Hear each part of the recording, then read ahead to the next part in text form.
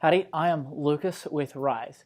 Thanks for coming back for the third part of this five-part interview with Andy Lopata. We're going to ask him some questions on networking incentives and building a culture of networking in an organization. So if you're on a team or in a company, understanding the dynamic of networking and how it affects other individuals is for you. So we'll dive right in. So then my next question would be, and this is actually, let me take a step back.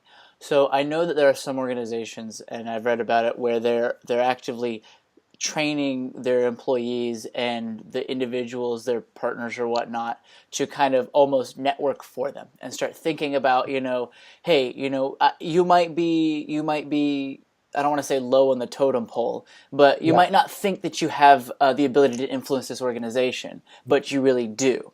So I guess then the question is how do you create these like networking incentives? Does that make sense? Yeah, absolutely, and it's something I'm constantly encouraging organisations to do. Okay. I had a lunch meeting last week with someone who had referred me into a company for whom he is a non-exec board member, and it's a classic example. Now, this is a small business where the CEO is the sole new business development person. And he wanted to talk to me, and I met with them a few months ago. He wanted to talk to me about upskilling him on generating new business through his networks. And my first point to him was, they had 25 staff, I think.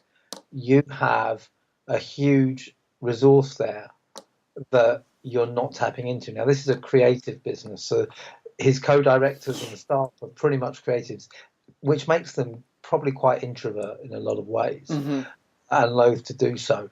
But you can still incentivize them to go out and seek opportunities.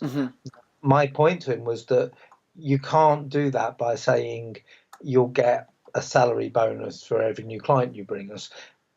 You can put that as part of the mix in certain cases, but sole motivator for people who are not comfortable, it's not going to work. However much they want the more money, they'll be very uncomfortable with it.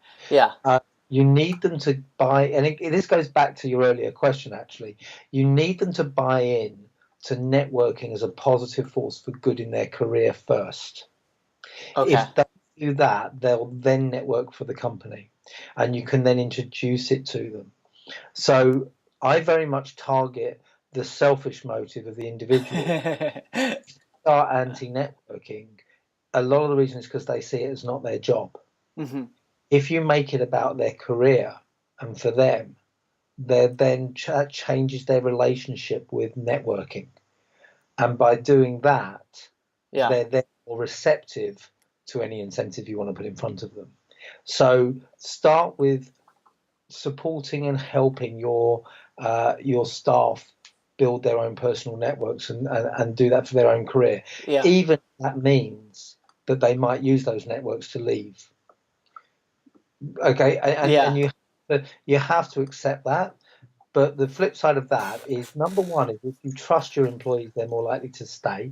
Number two, if they do leave, if you have enabled them to progress their career, they are only going to say good things about you, which spreads the word in the wider market, in your industry, and for future potential employees about you're a good place to work. Yeah. You start attracting higher quality staff going forward. So you may lose some, but if you're trusting your staff and you're empowering them and enabling them, I don't think you'll lose that many, but you'll all attract more of the right people. It reminds me of a quote that says, what happens if we invest in our people and then they leave? And then the other guy says, well, what if we don't and they stay? Absolutely. So, okay, then are there any specific incentives that you've seen that work? So you've got them to understand that, this is good for you as an individual.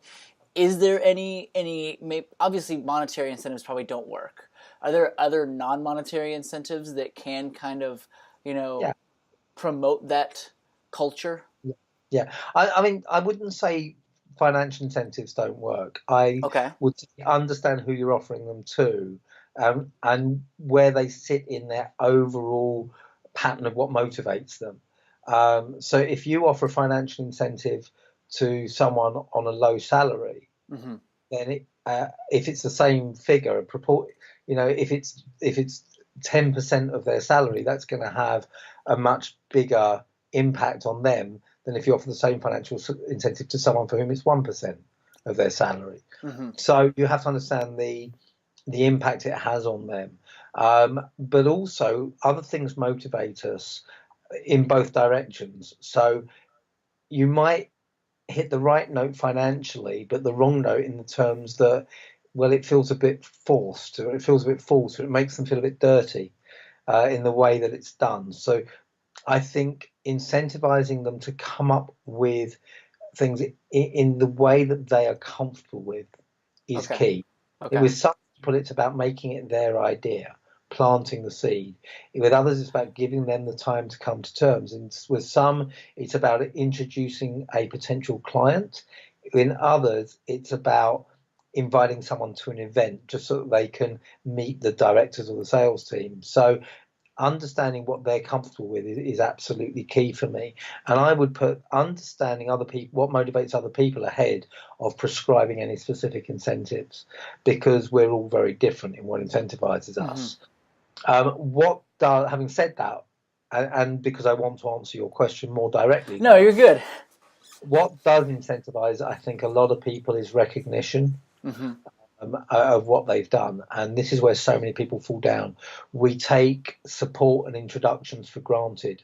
Give people recognition. In some cases, people crave public recognition.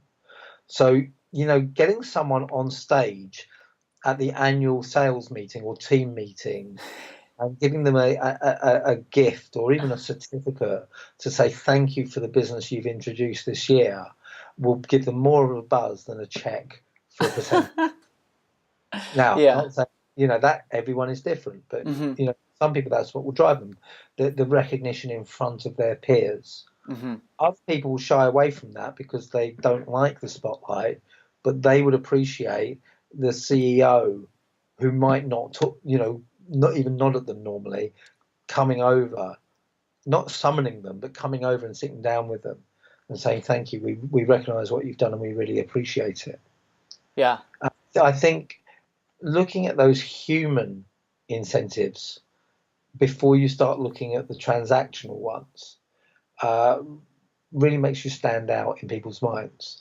Of course, there are people that are only financially incentivized. You have to know your team, you have to know your staff. Yeah. And sometimes maybe have a mixed approach. There are dangers in that, but you have to understand how to manage that. So that concludes part 3 of 5 with Andy Lopata.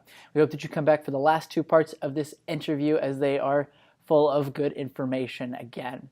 Until then, Andy has been kind enough to share with us his tips book on building business relationships, 10 steps on how to build a network of champions. You can find a link to that in the description below or in this accompanying post. If you're curious to learn more about Ryze, you can visit ryzeapp.co, where you can learn that we are building the Personal Relationship Manager, a tool to help you organize, follow up, and build better relationships. Until next time.